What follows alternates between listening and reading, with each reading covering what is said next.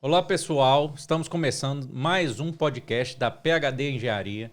Eu sou o Pedro Neri, CEO da PhD. Eu sou o Pedro Moraes, diretor de operações da PhD. E estamos trazendo hoje um tema muito interessante. Hoje nós vamos trazer um convidado que é assim, um líder em excelência operacional. E imagina você conhecer e saber como é ter excelência operacional na sua obra, na sua construtora, na sua montadora. E estão aqui hoje um convidado, um amigo, né, que está realmente aí, tivemos muitos contatos aí, né, desde que a PhD surgiu. André Daró, muito obrigado por estar aqui com a gente. Engenheiro civil, líder de excelência operacional, hoje, para mim, assim, uma das empresas realmente maiores e melhores empresas com relação à gestão, com relação à excelência, inovação. Realmente, Barbosa Melo, para mim, é um benchmarking. Especialista em gestão de negócio, consultor Lean, atua no setor da infraestrutura há mais de 10 anos, nas áreas de produção, planejamento e excelência operacional. E hoje, atualmente, lidera o programa de excelência operacional da consultora Barbosa Melo, consultora aqui de Minas Gerais, e tem dedicado, né, o tempo aí para sustentar, evoluir e disseminar esse programa em todos os projetos dentro dessa grande empresa. Então, para vocês terem ideia do que tem aqui hoje, né? Com quem que nós estamos conversando hoje. Muito obrigado, André. Seja bem-vindo, né? E realmente obrigado por estar aqui com a gente. Obrigadão, viu, André? Valeu demais. Pedro Moraes e Pedro Neri, eu que agradeço o convite, a oportunidade de estar aqui falando hoje sobre esse tema.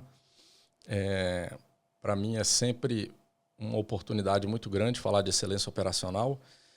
Entrei nessa área em 2016, né, comecei pela primeira vez o contato com excelência e isso mudou minha vida.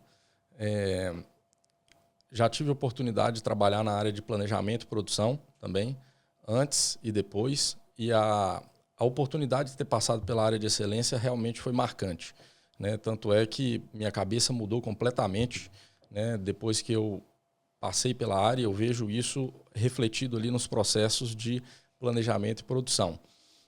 Para mim vai ser uma honra poder estar aqui, né, discutindo. Espero que seja um momento aí de muita troca e de muita informação útil para o público aí da PhD. Tamo junto. E você aí que tá chegando, né? Pegue o sininho aí, clique no sininho, siga as nossas redes, que realmente sempre tem trazendo aí conteúdos relevantes aí para a gestão de obras. E para começar, né, Pedrão? André, explica um pouco para a gente, né, para quem está assistindo. A gente acredita muito que para o mercado evoluir, as empreiteiras, construtoras, cada vez tem que ter um resultado melhor. Onde que a excelência operacional se encaixa? Qual que é a diferença entre excelência operacional e melhoria contínua? O que é esse mundo? O que a gente está conversando? Maravilha. Excelência operacional eu enxergo como um propósito, né? Quando uma empresa tem uma área de excelência operacional estruturada, quando tem um movimento já rodando bem, qual que é a diferença? A diferença é que a operação ela consegue cumprir prazo, consegue entregar num custo menor e dentro da qualidade. Isso, para mim, é ter excelência na operação. Entregar melhor, mais rápido e mais barato. Essa é a grande diferença. Por outro lado, né, você perguntou a diferença de excelência operacional para melhoria contínua, certo? Melhoria contínua vejo como um princípio, né? Melhoria contínua é quando uma empresa, quando as pessoas têm um perfil de querer estar melhorando continuamente, né? De estar querendo aprimorar sempre, seja um serviço, seja um produto, seja um processo. E aí eu vejo que a melhoria contínua é um princípio que alavanca, que ajuda a chegar no grande propósito de ter excelência na operação. Então, é princípio para alcançar um propósito maior. Show. Bacana. André, e você comentou, né, que você veio do planejamento, né? Eu acredito que um planejamento que não utilizava ali a excelência, né, como base, né, direcionadora.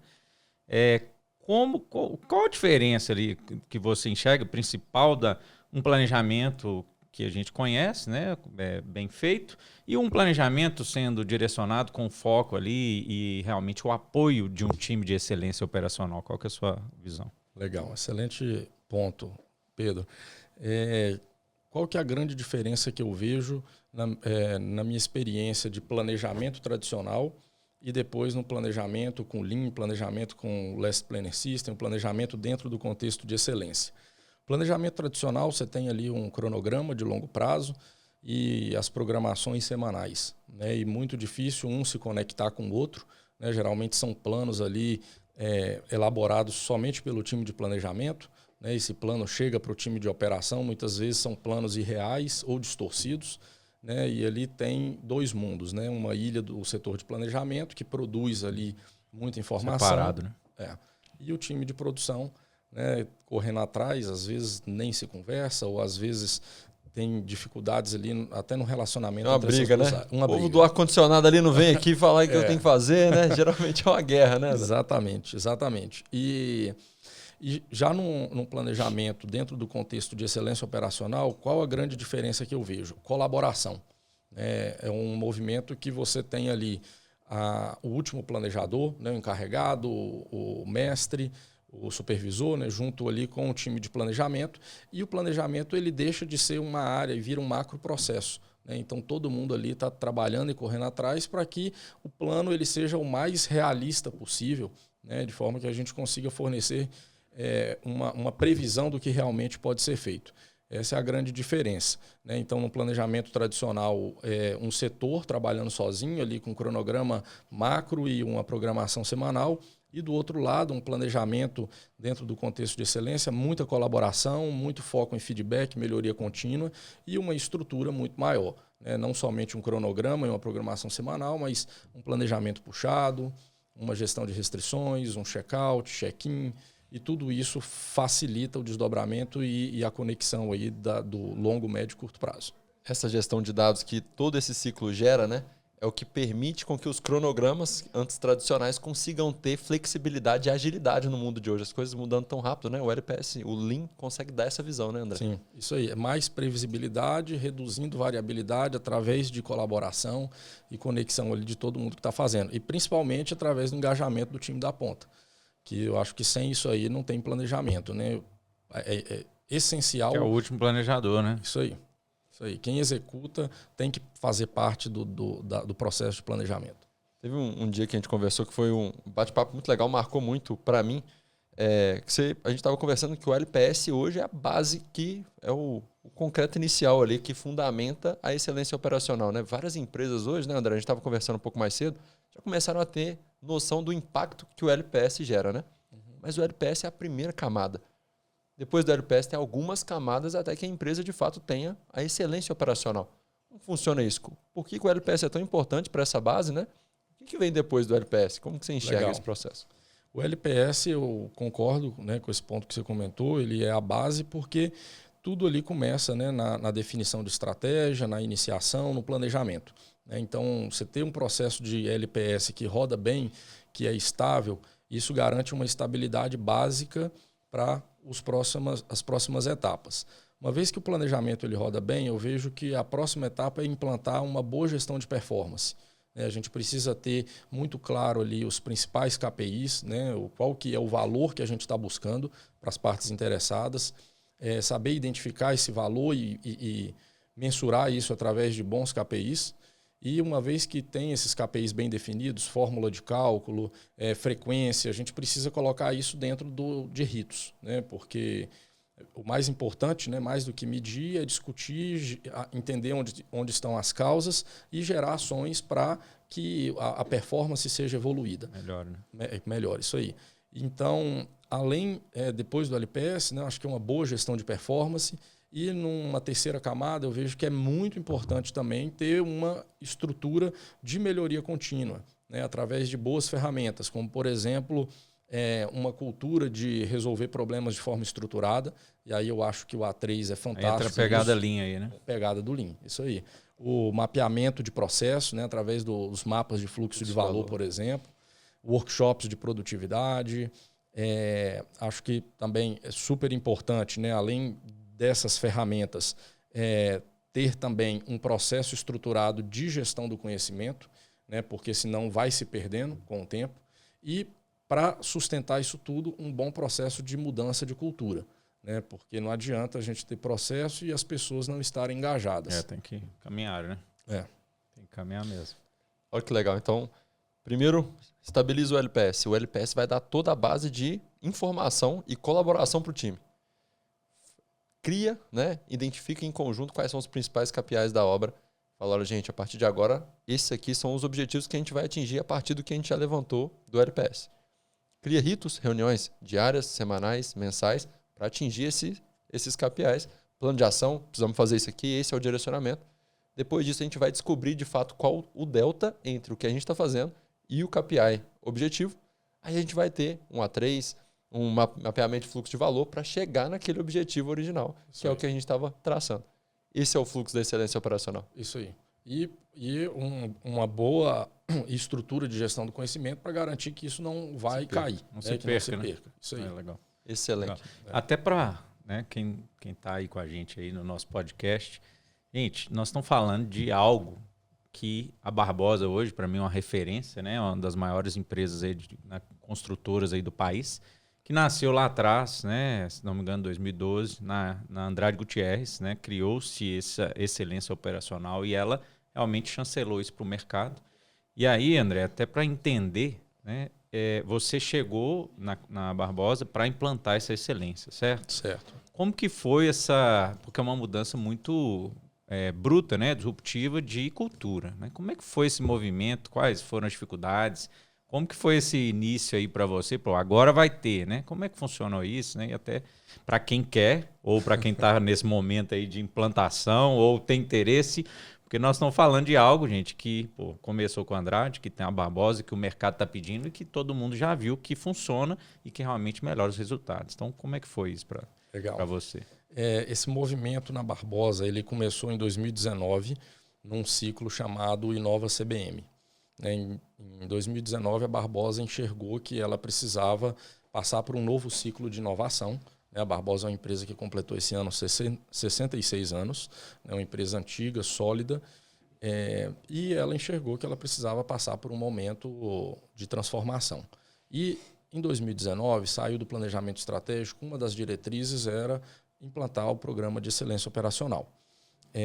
E aí em 2020 teve bons amadurecimentos, teve a implantação do Núcleo BIM, e em 2021 a gente startou o processo de excelência operacional. Então o BIM foi antes da excelência? Foi antes.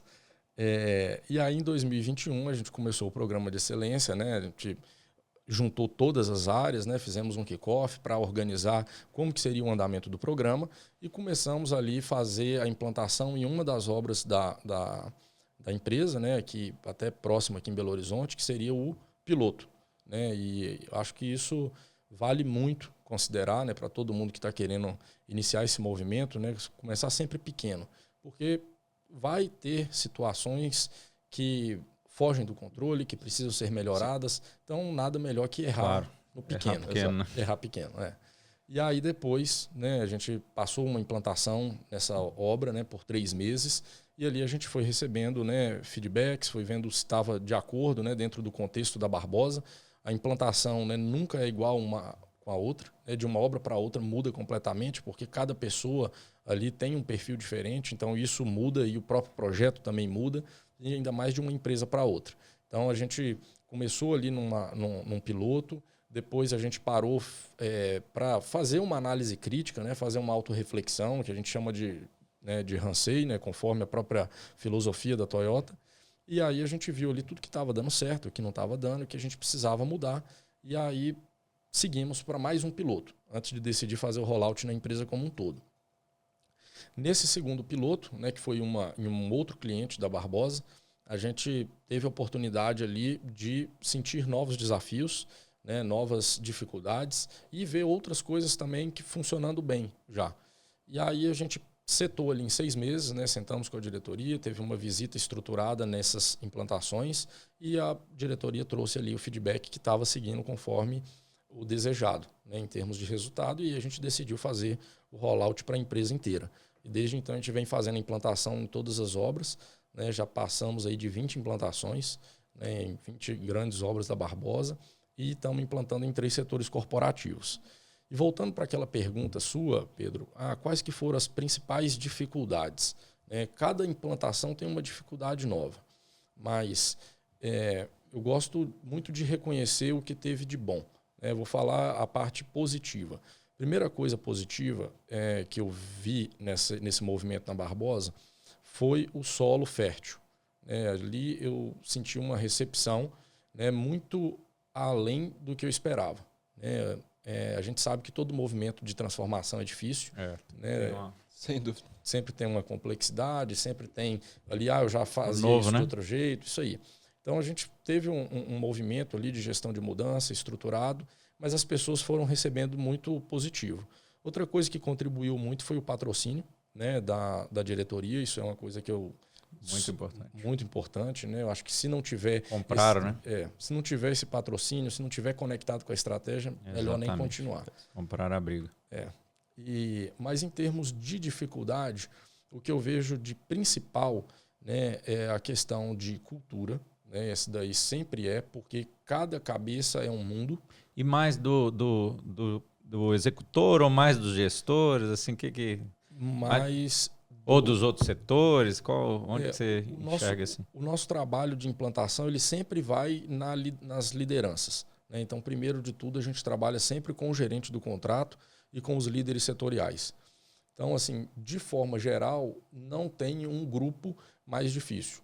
Tipo, os gerentes, ou os líderes setoriais, ou os encarregados, ou os supervisores. Isso acaba sendo muito mesclado.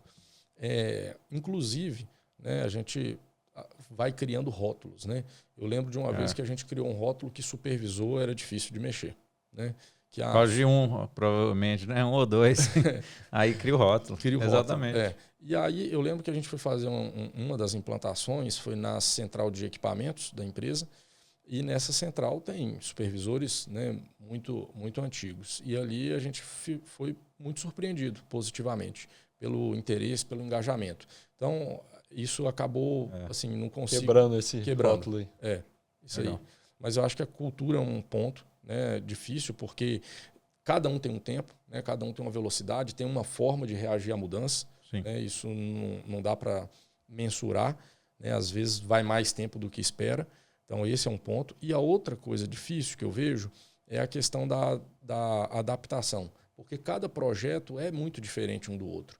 Então, principalmente numa empresa de construção pesada, se a gente estivesse só construindo rodovias, só túneis, só barragem, isso, de certa forma, facilita.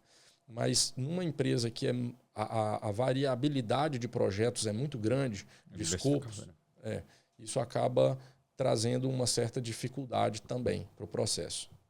Cada obra de uma maneira, a implantação da excelência tem que ser personalizada para aquele tipo de projeto. Um projeto com 10 frentes de serviço vai ter um desafio, com uma frente de serviço vai ter um outro desafio diferente, e tudo. Então, personalizar, acho que é uma primeira chave, André, para que você consiga ter o resultado, Isso aí. Você falou que o BIM foi implantado antes da excelência, Como que foi esse processo hoje? Como que as duas áreas se correlacionam? Você usa o BIM hoje, por exemplo, para a visão de 6 semanas, para fazer os planejamentos puxados. Como que é essa interação hoje, André? Legal. A implantação de Last Planner System sem o uso do BIM, hoje em dia eu considero algo muito quase impossível, porque o BIM ele traz uma vertente muito visual, e o Last Planner traz uma vertente de muita interação, muita integração, muita colaboração e comunicação. Então eu vejo que um complementa muito bem com o outro, e até o AWP também na parte de estruturação. Bom, como que a gente usa o BIM? Em cada etapa do LPS a gente usa o BIM de uma forma particular. Na gestão de restrições, por exemplo, que foi essa que você citou primeiro, Pedro, a gente gosta de trazer os modelos, ali ativo por ativo, ou etapa por etapa, e passar ali, rodar ali ao longo da reunião de restrições para poder trazer mais clareza do que vai ser executado. Essa clareza que o modelo traz facilita muito de enxergar restrições. Então, a gente gosta até de cadastrar as restrições dentro do modelo, do BIM 360. Isso facilita de ir flegando ali, vendo onde está o problema. E a gente gosta até de acompanhar também o índice de remoção, o índice de previsibilidade. Na programação semanal, a gente gosta de trazer anexar junto com a programação semanal, ali na tabela, um modelo. Então, Lógico que isso não é para todas as frentes, né? Isso demanda um esforço muito grande, sim, mas para frentes específicas a gente gosta de utilizar o apresentar o modelo. Até para trazer clareza para o encarregado, o que ele precisa fazer, focar. E aí, para cada pool planning, né? Pool planning, então, fantástico, né? Mostra a estratégia, né? Colocar as quantidades, você consegue saber o ritmo ali, né? Exatamente, o I do BIM, né? Isso aí é outra coisa. Se a gente não usar o BIM para levantar, era um tempo assim absurdo. Então, isso agiliza muito. Para fazer o cronograma gerencial também, né? Eu vejo que é uma forma muito boa para pensar ali no caminho da construção, né? Para olhar de forma macro. Então, assim, a gente usa o BIM ao longo de toda a cadeia, né? Inclusive, né? A gente tem visto tanto valor nessas integrações que eu e o Henrique, né, que é o líder... O Henrique é o líder de BIM, né? É o líder de BIM. A gente tem buscado criar várias conexões, né? Uma delas que a gente fez recente é uma esteira, né, dentro da empresa, que os estagiários do BIM, eles depois vão para a nossa área de excelência. Tem um fluxo ali de conhecimento das áreas. Isso aí, como se fosse uma esteira, um job rotation, e aí a gente vai criando conexão ali entre as áreas de conhecimento. Legal. Até para entender e contextualizar, gente, a Barbosa, né? Isso aí eu estou falando como o mercado enxerga e até é a minha visão. Ela é muito uma referência em BIM, né? Uma referência em excelência e uma referência em inovação. Eu acho que isso aí, né? Quem acompanha aí as redes, quem acompanha as obras, o mundo de obras, acho que tá bem claro, né? Como, né, que uma empresa, né, como que a Barbosa, você está falando aí do que a Ana até riu ali, é o BIM na obra, né? É tudo que a gente prega, que a gente acredita.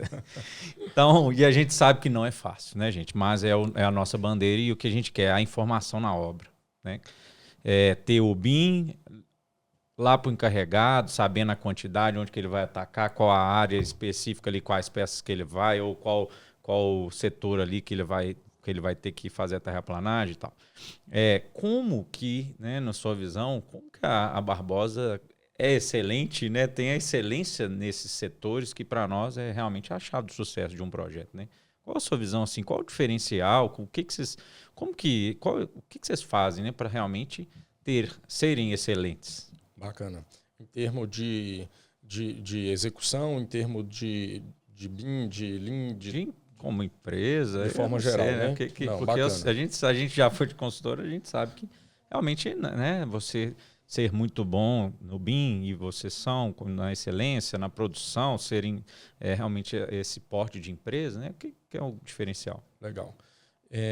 Uma coisa que eu acho que pesa muito na Barbosa a diretoria ela está presente, né, no dia a dia, os acionistas estão muito presentes e os acionistas participam ativamente desse assunto, né? Então, não é uma área acessória, isolada só para fazer, né, para vender como marketing. É uma área que realmente tem uma participação muito grande dos acionistas, inclusive dos sucessores. Né? Então, é uma área só para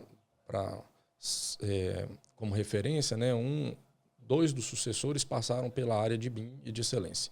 Legal. Então, assim, é um valor muito grande, né, para a empresa. Né? Existe uma dedicação muito grande nesses assuntos. Existe um nível de investimento também muito bom nisso. Né? A gente tem um time, né, muito... não vou falar grande, né? A gente tem um time forte, né, dedicado a isso. Claro que a gente está hoje passando por um movimento de transição, né? A gente hoje tem áreas de excelência e BIM que estão caminhando para virarem movimentos, né? Para virarem programas. Então, a gente está fazendo uma transição de verticalização para horizontalização, né? E eu acho que isso faz parte do amadurecimento, né, dos programas. Mas eu vejo que o investimento de tempo, de energia, de atenção, de próprio de recurso, né, faz bastante diferença nesse movimento. Legal.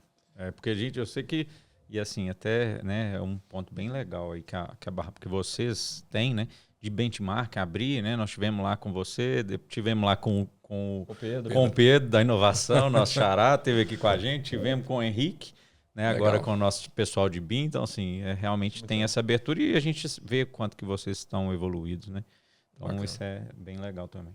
A gente sempre troca figurinhas, né, André, de perfis, de como é o perfil ideal de uma pessoa para trabalhar na área de excelência. Tem muita gente ouvindo a gente aqui querendo saber, pô, o que eu preciso ter, né, para ser bom na área de excelência operacional. Eu queria que você contasse um pouco, a gente já conversou muitas vezes sobre, né, qual que é o perfil da pessoa para ter uma ascensão ali na carreira de excelência e o que você estudou, o que você acha que é um caminho legal para as pessoas conseguirem se direcionar para essa área. Legal. Duas coisas que eu vejo como essenciais para uma pessoa que quer ingressar na área de excelência. Uma das partes no quesito comunicação, relacionamento, influência, né? Então tem que ser uma pessoa que gosta ali de se relacionar, porque para fazer um movimento de cultura a gente vai precisar o tempo todo de gente. Não tem como fazer isso sozinho, sentado numa sala fechada. O chat GPT não faz não, né? Não faz. Precisa de muita interação. Então tem que ser uma pessoa, não precisa ser extrovertido, né? Isso aí é um mito. A pessoa pode ser introvertido, inclusive várias pessoas do time introvertido com alta performance, né, na área, então não tem uma correlação imediata, né? Mas sim, tem que ser uma pessoa que tem esse olhar, né? Tem esse olhar para pessoas, para comunicar, influenciar, se relacionar. E outra parte que eu vejo que é muito importante no quesito método, tem que ser uma pessoa curiosa, né? Uma pessoa que gosta de aprender, né? Não tem como fazer uma implantação, né, sem ter um conhecimento profundo. Então, uma pessoa que ela vai estar atuando enquanto excelência, que vai, seja ali como consultor para fazer o treinamento, capacitação, seja ali a pessoa que vai executar as rotinas, é importante que ela conheça profundamente. Por quê? Quando a pessoa ela não conhece, ela acaba rodando ali superficialmente. Então, por exemplo, um pool planning, eu vejo que tem como fazer um pool planning muito simples, né? Fazer de uma qualidade muito baixa, mas falar que foi feito um pool planning, até um pool planning muito bem feito, né? Com nivelamento de recurso, com TACT, com linha de balanço, e isso aí às vezes vai tomar um tempo muito maior. Então tem que ser uma pessoa curiosa, uma pessoa que gosta de estudar, que gosta de se aprofundar. Eu vejo que essas duas vertentes aí são as principais. Legal, legal.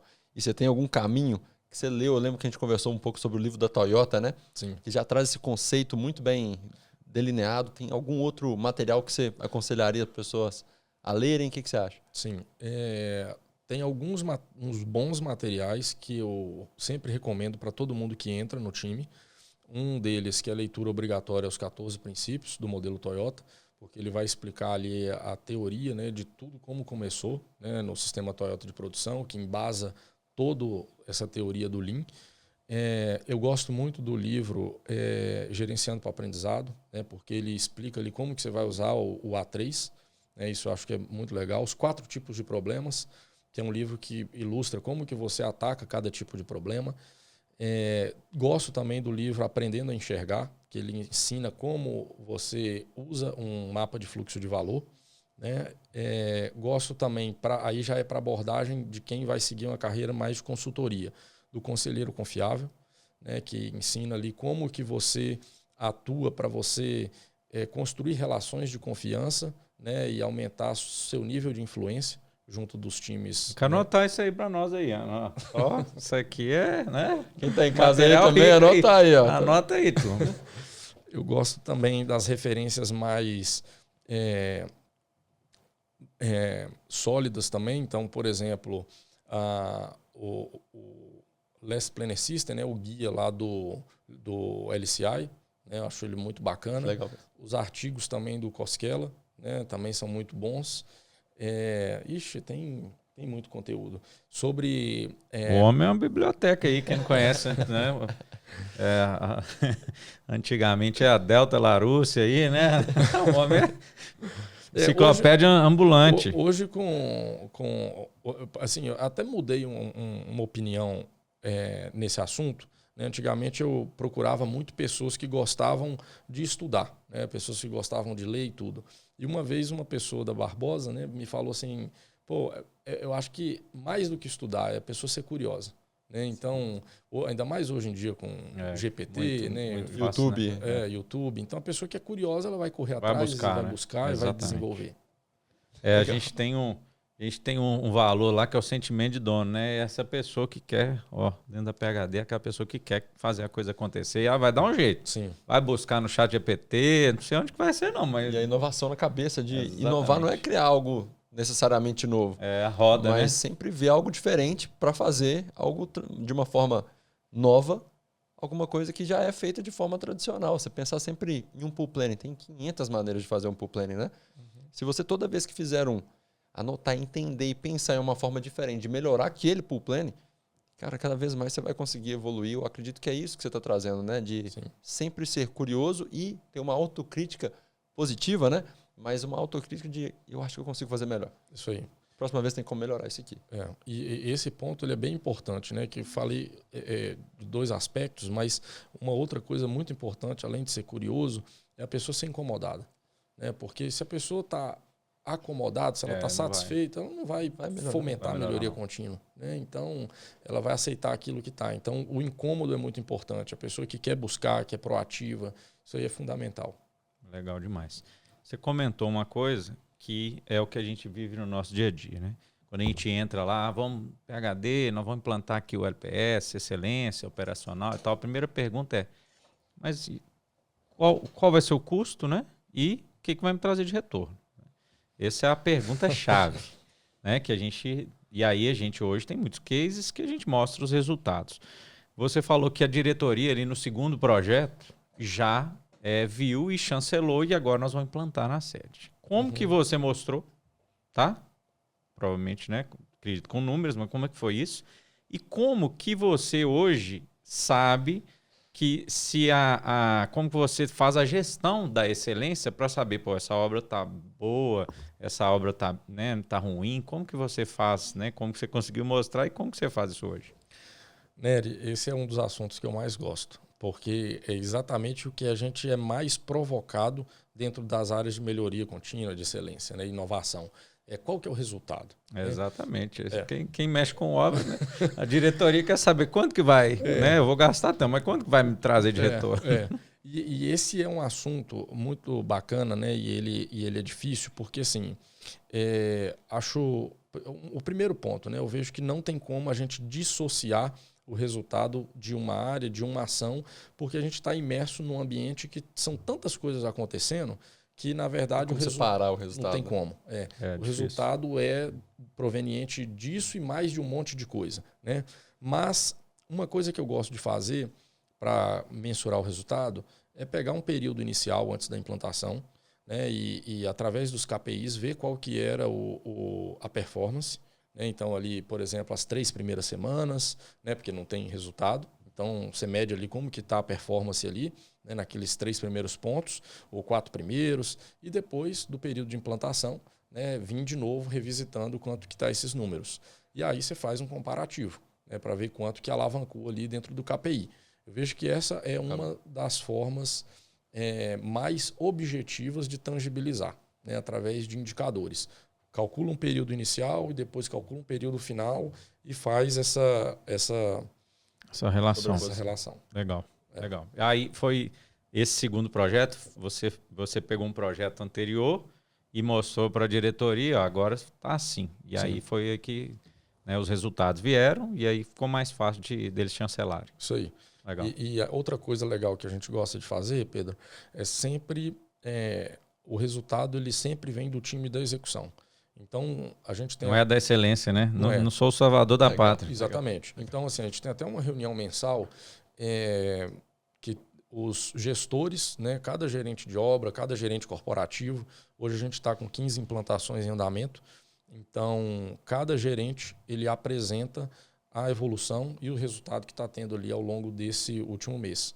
Então, é uma coisa legal até porque a gente não dissocia, né? Não é não é você que apresenta, né? Isso. O próprio gestor do contrato que faz essa apresentação para ter o sentimento de dono dele.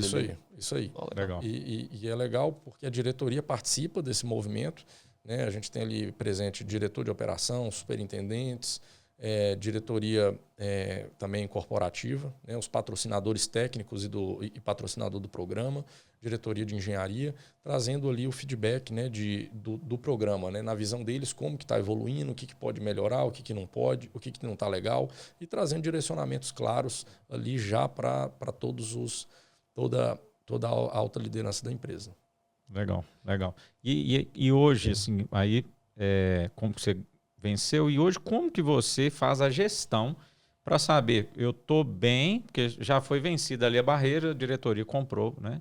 Mas hoje você tem que ter na mão, acredito, como que está a gestão e o nível de maturidade que você tem da excelência dentro das obras, né? Como é que você faz essa gestão? Legal. Eu acompanho diversos indicadores de forma regular, né? Um dos principais que eu acompanho desde o início do programa é a aderência à implantação, a aderência dos requisitos. Então, o que significa, né? O nosso programa de excelência ele tem 5 dimensões e cada dimensão dessa tem vários requisitos para a gente saber se a gente está indo no caminho ou não.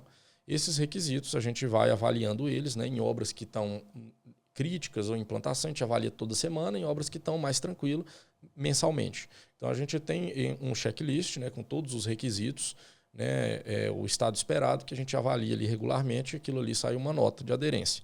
É uma avaliação subjetiva, porém, cada dia mais a gente está fazendo um movimento de deixar ela objetiva, porque a gente tem colocado critérios claros, né, critérios quantitativos ali, inclusive questões de resultado dentro do checklist para poder saber como está essa aderência, não só se está fazendo, mas também se está sendo efetivo. Legal. Então, esse é um primeiro KPI que eu gosto de acompanhar. Segundo KPI que eu gosto muito de acompanhar é como é que está a evolução da implantação e evolução das capacitações. Então, uma peça-chave nesse movimento é treinar a gente, né? Capacitar as pessoas. Então, uma coisa que eu gosto de acompanhar é como que está a evolução nos treinamentos, né? Se eu tenho tantas pessoas, por exemplo, encarregado de supervisão é uma peça-chave. A gente não pode deixar uma pessoa dessa para trás, né? E isso aconteceu uma vez, né? Um supervisor-chave, né? Que a gente não treinou, né? Passou batido e aquilo ali não foi uma mega lição aprendida para a gente. Então, hoje a gente procura ter a lista ali dos supervisores, dos encarregados, dos Garante líderes. a aderência. Isso aí, para saber como é que está nesse aspecto. E a implantação também, a gente precisa saber como é que está a velocidade. A implantação é a parte pequena, né? Geralmente dura 3 meses, 4, 5. Se a obra for mais complicada, pode até mais longe, mas geralmente é ali pouco tempo. Mas a gente gosta de acompanhar também nesse período para saber se está dentro do prazo ou não. Essas são as 3 indicadores ali básicos para a gestão do programa. E aí a gente gosta de acompanhar também como é que está o PPC, né? Como é que está a aderência dos pool plannings, como é que está o índice de remoção de restrição, a previsibilidade, a aderência da produção. Então a gente tem os outros indicadores que também são acompanhados pelas áreas mesmo, né? Nas reuniões de performance, e a gente procura correlacionar para saber se o método se a aderência do método está provocando aumento de efetividade na obra. Bacana. Muito bom. E a gente também tem esse mesmo trabalho, né, André? A gente já conversou sobre isso, como tangibilizar a implantação, como tangibilizar o resultado. A gente conversou várias vezes sobre isso. O que o Pedro trouxe, né? A gente tem conseguido muito transformar em números através do A3. Então, a excelência operacional, né? Quando ela chega no nível que a gente já tem todos os dados levantados, e aí a gente está falando de algumas semanas, alguns meses levantando PPC, wasted time, né? Quanto tempo as perdas que a gente está tendo na frente de serviço. Quando a gente consegue levantar isso tudo, a gente faz um A3. E aí é o momento que a gente consegue mostrar, olha, como que era o cenário anteriormente, o nível de desperdício que a gente está tendo hoje, a gente conseguiu reduzir X% no desperdício da obra. Porque, taticamente, né, a gente começou a ver que o PPC, o IRR, os indicadores que a gente tem naturalmente do Last Plan, eles mostram muito de comunicação e engajamento, né? O PPC não mostra a eficiência da obra, mas a aderência do campo, né, com o planejamento. E o A3 tem nos ajudado muito a tangibilizar os ganhos. Você também tem usado essa ferramenta muito como... Olha, vamos mostrar então quantos em reais isso aqui está se transformando. É a ferramenta que vocês mais usam para isso? O que você tem visto? Quando a gente não tem um indicador que já mede claramente o resultado ali daquele processo, a gente gosta de estruturar, né, através de um A3. Muitas vezes o pessoal pergunta, isso cabe fazer um A3 ou não cabe? Eu gosto de fazer 2 perguntas. Esse problema ele é sistêmico, né? Se o problema for pontual, às vezes é um plano de ação, né? Uma coisa simples. E esse problema ele é complexo, né? Se for um problema muito simples, aí acho que não demanda, cabe. Né? Agora, se é um problema que ele vem acontecendo de forma recorrente, ele é um problema mais amplo, aí eu gosto muito de usar o A3, né? Porque é uma forma da gente enxergar onde está o problema, diagnosticar bem, traçar bem os objetivos, né? Fazer uma boa análise de causa e gerar contramedidas, né, estabelecer um plano de ação e um formato de acompanhamento, né, que aí é o momento da gente desenhar ali os indicadores, né, para acompanhar o resultado ali daquele processo. Mas eu acho que o A3 é uma excelente ferramenta para isso, porque não só te direciona bem o problema, né, não só te direciona bem a gerar ações para atacar o problema, mas também já te direciona como que você vai acompanhar e saber se você está indo no caminho certo. Então, assim, para a gestão de iniciativas, eu acho maravilhoso usar o A3. É uma boa forma de medir se está tendo resultado ou não. Legal. Até para contextualizar aí, gente, né? BIM, né? O modelo ali 3D com informação, né? Como vem ali da engenharia, né? E vocês usam o BIM para modelar, para gerar quantitativo. Já fiquei sabendo que faz até modelagem de forma, né? Que é algo assim que a gente não vê, isso, né? Muito comum. A excelência entra a parte junto com o planejamento ali no LPS. E aí o LPS ajuda a rodar a obra, a engajar o time, engajar os setores e tal. E o A3, quando você não está conseguindo identificar um problema, é uma ferramenta Lean para ajudar, né, a chegar na causa raiz e resolver o problema. Né? Por que não está produzindo? Por que não está performando? Por que não está produtivo?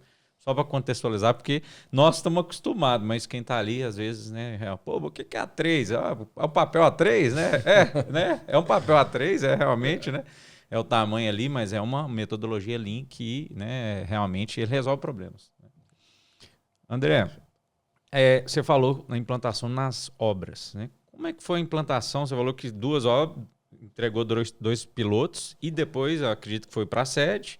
Né? Como é que foi essa implantação na sede? Né? Que é assim, tem muitos clientes perguntam, pô, mas é melhor plantar na obra, depois na sede, depois na obra, né? Como é que foi? Qual que é a sua visão? Realmente a sede, depois que os pilotos rodaram, foi legal? Como que foi essa implantação e o que você achou aí desse tipo de implantação?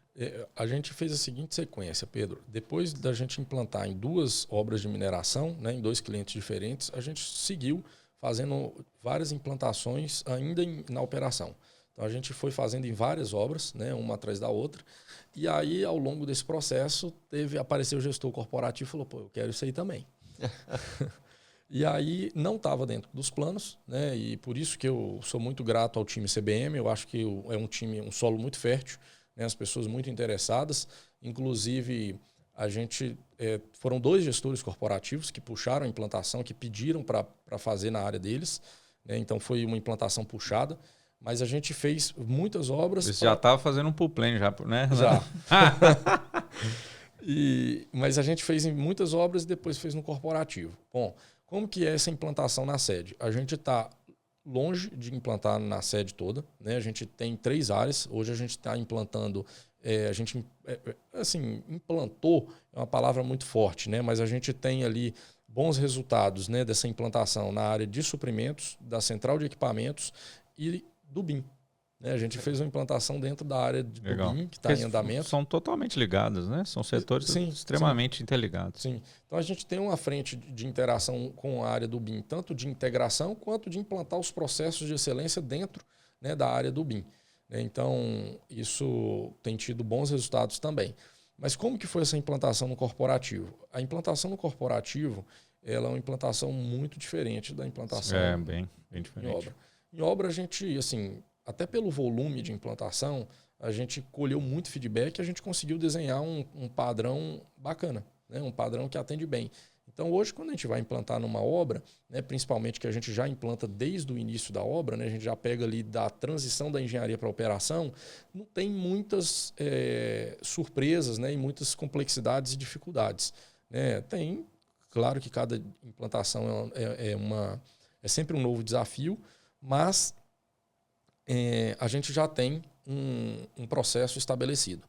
Agora, no corporativo, é sempre muito diferente, né? Porque uma implantação no setor de suprimentos é completamente diferente, central de equipamentos, né? Porque são processos diferentes, né? A própria questão do planejamento numa área corporativa é diferente, né? Porque numa obra você tem ali um escopo, você tem o prazo para entregar, então o planejamento ele já sai de uma forma muito natural. Numa área corporativa é difícil. Como que você faz um planejamento aquisitivo, né, de todas as obras na empresa. Você fica muito refém, né, de obra por obra ali do que você vai ter que comprar. Né? Isso aí. Da mesma forma, equipamentos. Né? Como que você planeja todos os equipamentos, qual obra que vai? É um ambiente muito dinâmico. Né? Você está juntando ali, a Barbosa em média 10, 15 obras, você juntando esse tanto de obra, né, para poder juntar ali diferentes perfis, dinamicidade, para fazer um planejamento integrado é difícil. Então, e aí a gestão de performance também já é um pouco diferente, mas eu vejo que já é mais fácil que o planejamento. Então, enfim, cada implantação corporativa teve sua dificuldade. O que eu acho legal, né, de estratégia para uma implantação no corporativo? Em termos de processo, eu acho que é bem interessante fazer um bom diagnóstico, né, ter clareza de onde estão os principais gargalos, né, as principais dificuldades. Então, fazer uma implantação sem fazer um bom diagnóstico, eu acho que é quase que suicídio, né? Porque você pode tentar empurrar um círculo no quadrado, né? Uma coisa que não tem nada a ver. Segunda coisa que eu gosto bastante disso é pegar uma pessoa que é da área, uma pessoa que tem um conhecimento profundo da área ali que você vai implantar. Então, a gente vai fazer uma implantação na área de central de equipamentos, que é uma área que tem um baixo turnover na empresa, né? Tem bastante pessoas qualificadas que entendem profundamente de equipamentos. Nesse movimento, a área trouxe uma pessoa, né, para poder fazer essa implantação. Essa pessoa tinha um conhecimento profundo, né, da parte de equipamentos, do contexto, de como que funciona a área de manutenção nas obras, e isso ajudou muito. Então, acho que a pessoa também é uma coisa que conta muito. O ponto focal ali, né? Isso aí, o ponto focal. Que vai ser quem vai realmente chancelar e disseminar, né? Isso aí. Você está falando, eu anotei uns negócios aqui. E uma outra coisa que eu acho legal também, Pedro, definir os resultados. Né? Qual o resultado que eu quero? Porque, olha para você ver, quando você chega numa obra, é muito claro o resultado que você quer. Eu quero avanço físico, margem líquida e atender a qualidade aqui do cliente, sem deixar nenhum problema, né, de segurança, nenhum problema de compliance. Eu quero, né, tem toda a parte de SG, mas é muito direcionado, é mais fácil. Mas quando você entra numa área corporativa, o negócio é muito grande. Então, se você não setar muito bem os resultados que você quer colher, né, e qual o KPI que você vai medir, você se perde facilmente. Então, acho que esse terceiro ponto é bem importante. Né? Saber setar muito claro o resultado que você está buscando ali, através de quais KPIs, porque isso vai dar direcionamento, vai dar foco. Legal. Né? Legal. Aí, e se não fizer, você não consegue mostrar o que você fez, o valor, né? Isso aí. Agreguei ou não? Eu não sei. Ah, não, foi o fulano. Não. E esse é um risco muito grande, porque quando você... Excelência, como os processos de excelência têm uma abordagem muito abrangente, muito macro, corre o risco de você fazer um monte de coisa, ajudar um monte de coisa e no final das contas... Né, ninguém viu. Ninguém viu. Transformar de maneira visual, né? Você não tangibiliza. Isso aí é importantíssimo, realmente. André, legal demais. Queria que você contasse pra gente, né? Já estamos chegando no finalzinho. Final, né? Já tá no... Mas eu queria a Ana já vai chamar a gente ali. Mas eu queria muito que você contasse pra gente se uma empresa, né? A gente vê muitas pessoas hoje com essa mentalidade muito parecida com a nossa, de realmente querer a excelência nas obras, gostar muito desse dinamismo que essas metodologias trazem, né? Se essa pessoa quer implantar isso na empresa e isso ainda não é, como você trouxe, né, um objetivo estratégico da empresa, o que você aconselharia para essa pessoa? O que você acha que ela pode ter de desafio? E depois disso virar estratégico, quais são os primeiros passos para que ela consiga implantar a excelência em uma empresa de montagem? Excelente pergunta, Pedro. Porque é muito fácil você implantar quando já virou estratégia da empresa. Né? Já tem patrocínio, já está conectado. Então você vai, faz o plano ali e vamos embora. Mas na maioria das vezes não é o que acontece. Né? Muitas vezes não nasce do presidente, muitas vezes não nasce de uma pessoa ali da alta liderança. Né? E aí isso fica mais difícil. O que eu recomendo? Mostrar resultado. Né? Não existe como fazer nenhum tipo de implantação, ganhar patrocínio, se você não consegue mostrar resultado. Então, se você mostra que você consegue resolver uma dor, né? Muitas vezes você não vai nem mostrar um resultado financeiro, mas, por exemplo, o caso do A3 que você comentou, se você consegue colocar um problema... Isso aí, resolver um problema de forma estruturada, de forma que ele não se repita, resolver na causa raiz, mostrar aquilo ali, ou implantar uma rotina que vai trazer mais gestão, que vai trazer um planejamento melhor. A primeira coisa que eu acho que precisa é mostrar resultado. tem que ter ali uma clareza de que a performance da empresa mudou, ou de que a vida de alguém está melhor, né? Ou que o clima organizacional é melhor. Alguma melhoria você tem que apresentar. E aí essa melhoria ela vai abrindo espaço para você fazer mais coisas. Né? E aí você vai ganhando mais patrocínio para fazer um segundo, fazer um terceiro, e quando vê você está em um patrocínio forte, aquilo pode virar uma estratégia da empresa. Legal demais. Muito legal. André, pensando, e aí então finalizando, né? Acho que vai ter que ter o podcast 2, aí, André. Né? Pensando, vamos pensar assim, né? No bolso. Tá? Se você, se puder falar, né? Produtividade, né? Produtividade, fazer, né? Ou menos, né? Com menos gente, menos equipamento, né? A mesma produção, né? Conseguir fazer mais do que estava previsto com aquele efetivo, com aquele equipamento e tal. Antes da excelência e depois da excelência. Você tem um número? Ó, eu antes era assim, agora nós estamos, sei lá, mais produtivos, nós conseguimos fazer tantas obras no prazo. Você tem algum indicador que, pô, esse aqui foi o que me ajudou e que me ajuda aqui a chancelar os meus resultados como excelência operacional da empresa? Sim, com certeza. Essa questão do aumento de produtividade, né? Isso aí é o que todo mundo quer saber. A diretoria. E eu acho legal que, assim, no primeiro estudo que teve das primeiras implantações, né, nas empresas de automóvel, ficou claro que em 5 anos as empresas que implantaram um modelo de Lean, né, de excelência e tudo mais, elas aumentaram a produtividade em dobro. Né? Todas as produtividades dobraram, o tempo para desenvolver um produto caiu pela metade, custo pela metade. Então, assim, uma média, né, das empresas automobilísticas foram dobrar em 5 anos. No nosso caso, né, que é muito curto prazo, né, e isso é muito difícil, né, de comparar, porque a indústria é completamente diferente, o que eu tenho observado, né, antes de eu falar esse número? A gente tem que ter muito cuidado com o assunto de produtividade, porque é muito diferente quando você fabrica uma geladeira, né? Você fabrica a segunda, a terceira, a quarta, são iguais. Não muda, né? Não muda. Agora, quando você vai fazer a medição de uma produtividade, até de uma escavação, né? Você está escavando aqui e 5 metros para o lado, você pode chegar a outro solo. Pode sair de segunda para terceira, primeira. Então, tudo muda muito. Então, assim, a informação que é muito variável. Né? Eu já vi casos de produtividade aumentar 30%, já vi casos de produtividade aumentar 5% e já vi casos de produtividade dobrar. Né? Então, assim, isso é muito variável, mas, de forma geral, o que eu tenho observado? Né? Que eu acho que a sua pergunta foi mais nesse sentido.